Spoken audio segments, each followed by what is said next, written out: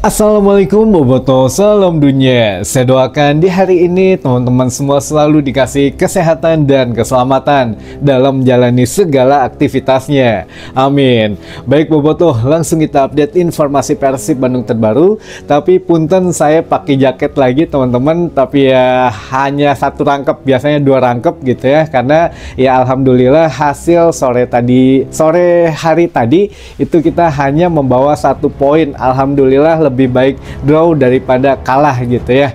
Jadi ini pun sudah memang ya takdirnya kita memang draw, membawa oleh-oleh 1 poin dari Bekasi. Tapi teman-teman, ini ada hal yang membuat saya merinding bahwa benar saja dari kemarin ada pesan masuk melalui WhatsApp maupun melalui email gitu ya, yang mengatakan bahwa Kang Roni besok hasilnya draw katanya, tapi tidak dikasih tahu ya panjang lebar. Sampai dengan tadi siang diingatkan kembali masuk ke saya pesan WA-nya gitu ya, mengatakan hasil draw ini karena apa. Nah nanti saya coba jabarkan teman-teman, ini reals gitu ya, ini memang kenyataannya begitu. Saya juga sempat tidak mau membahas karena masa sih gitu. Saya lihat dulu hasilnya dan ternyata benar teman-teman, ada benang merah sehingga kenapa hasilnya draw. Nanti ya bisa anggap hiburan sajalah karena ini memang hasilnya sudah keluar, dan juga ya ada beberapa data dan fakta menarik yang teman-teman Boboto harus ketahui.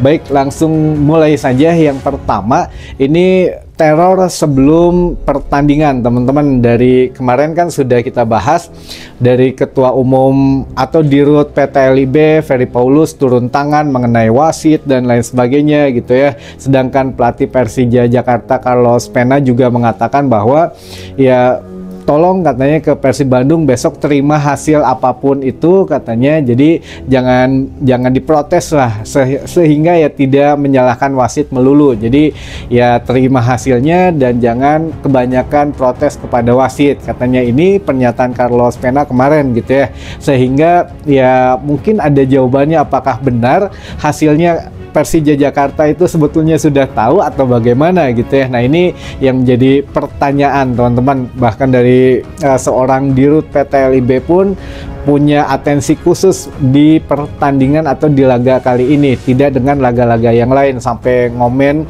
masalah keamanan pemain Persib harus dijaga ketat, harus ini harus itu, naik rantis dan lain sebagainya gitu ya. Ini seorang Dirut PT LIB teman-teman, seakan ya ikut nimbrung gitu ya. Nah yang kedua teman-teman, faktor katanya yang akan dihadiri oleh pelatih timnas Indonesia Patrick Kuipers, namun tidak ada, dan Pak Erick Thohir pun tidak ada gitu ya. Sehingga ya apakah ini memang sudah berjalan skenarionya karena tidak diperhatikan oleh petinggi petinggi PSSI ataupun ya orang-orang penting untuk sepak bola Indonesia seperti pelatih timnas Indonesia gitu. Namun ya ini juga ya masih menjadi tanda tanya lah, apakah ya benar atau tidak ada skenario di pertandingan tadi sore gitu ya.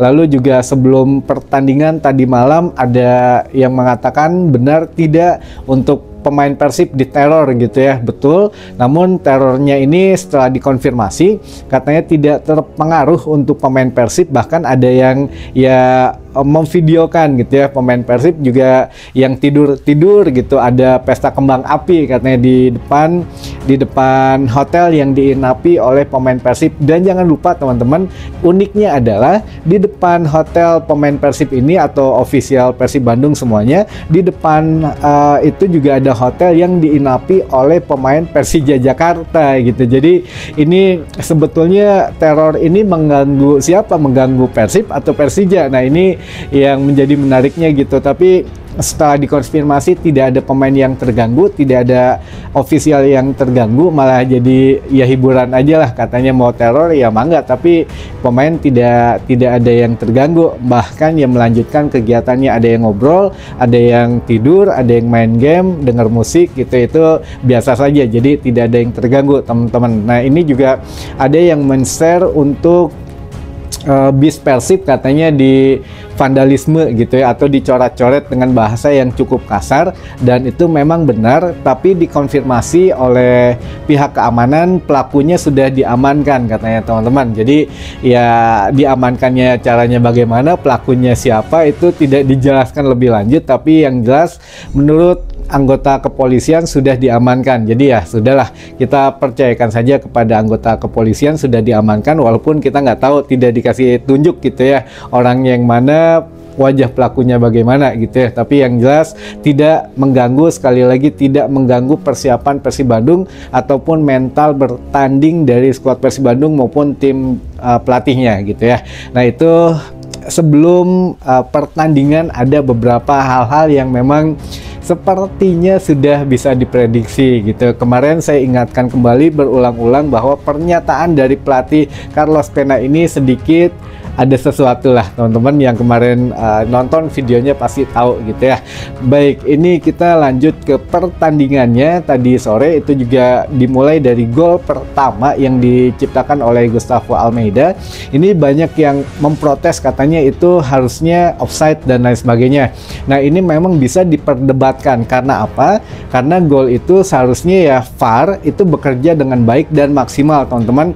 Ini ya kita tahu hanya singkat gitu ya di reviewnya, dan itu pun tidak direview banyak. Biasanya kan dari segi pemain tuh kelurusan pemainnya ini dicek dulu apakah memang yang sudah offside-nya dari mana gitu ya, terus garis merahnya itu offside atau tidak, biasanya diperlihatkan. Dan ini juga wasit biasanya agak panjang atau agak lama gitu ya konsultasinya, namun akhirnya hanya beberapa detik saja akhirnya disahkan gitu ya golnya. Nah ini menjadi satu hal yang memang ya bisa diperdebatkan lah. Gol pertama dari Persija, kalau itu nggak gol ya Persib tentu menang ya 2-1, tapi ya sudah terjadi. Nah ini untuk yang selanjutnya lagi itu fakta dan data yang pertama, gol pertama Persija harus diperdebatkan teman-teman karena VAR tidak berfungsi maksimal. Yang kedua, ini ketika Rio Matsumura itu melakukan pelanggaran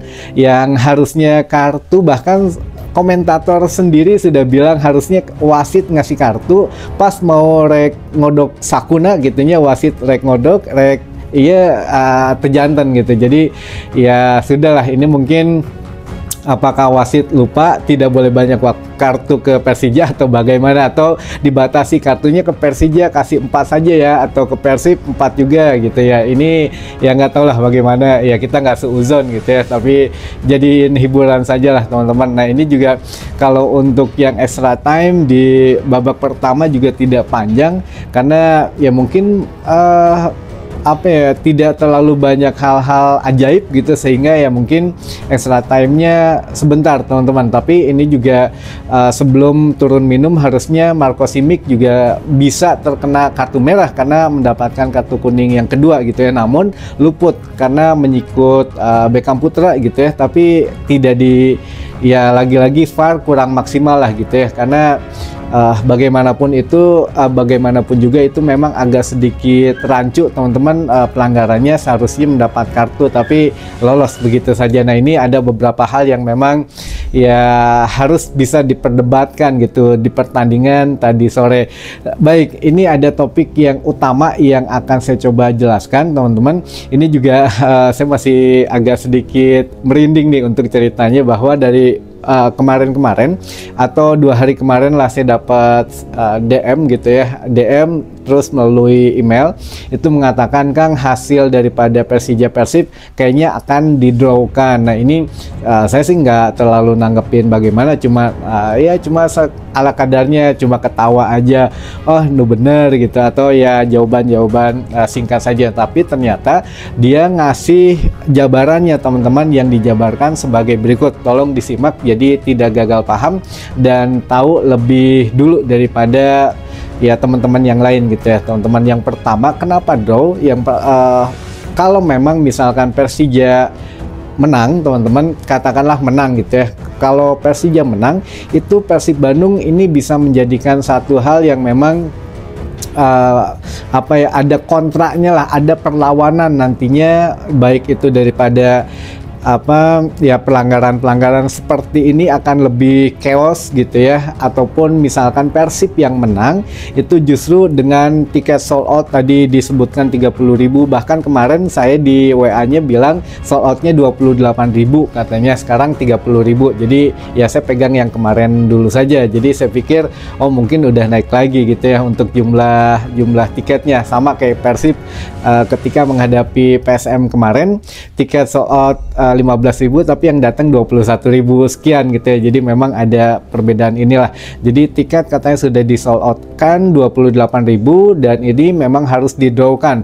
Jadi kalau Persija sampai kalah itu bisa chaos katanya, bisa supporternya lebih beringas lagi, entah itu melakukan hal-hal yang tidak diinginkan, bahkan ya takutnya mencederai daripada ya skuad Persib Bandung ataupun tim pelatih dan ofisial gitu. Nah ini yang hal-hal yang memang ditakutkan. Benang merahnya adalah dari kemarin kan Ferry Paulus mengatakan terus mengenai keamanan gitu ya, tolong diperketat. Dan ini juga Wahaji Umuh tidak seperti biasanya mengatakan bahwa jangan datang karena ini bahaya sekali, ini juga jangan bangga bisa nerobos ke sana, jangan ini jangan itu, banyak peraturannya lah. Biasanya kan cuma ya menghimbau jangan saja, tapi ini diulang-ulang terus karena mungkin takutnya memang sudah ada skenario lain teman-teman gitu ya. Ini juga saya tidak bisa mengatakan pasti atau tidak, tapi ya itu info yang saya dapat teman-teman.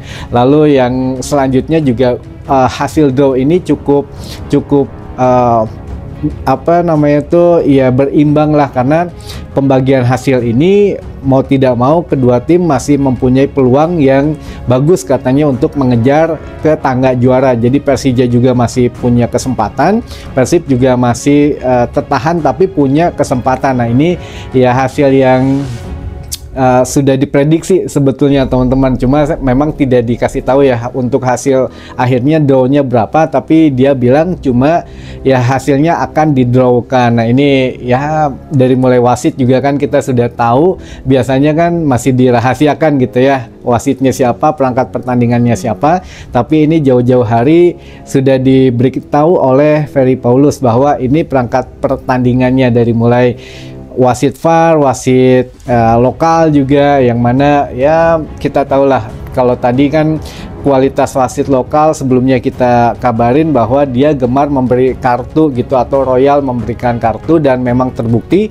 banyak kartu kuning yang keluar, dan wasit VAR-nya pun terbukti gitu ya. Aprisman Aranda ini memang ya gitulah membuat Bojan Hodak sempat beberapa pertandingan emosi, dan termasuk mungkin pertandingan tadi sore ya, banyak hal-hal yang harusnya dicek VAR lebih lama, harus dengan teliti, tapi akhirnya ya udah kita syukuri sajalah 2-2 ini menghasilkan 1 poin, yang mana ya kita masih tiris teman-teman di pucuk. Jadi ya kita syukuri semuanya, alhamdulillah.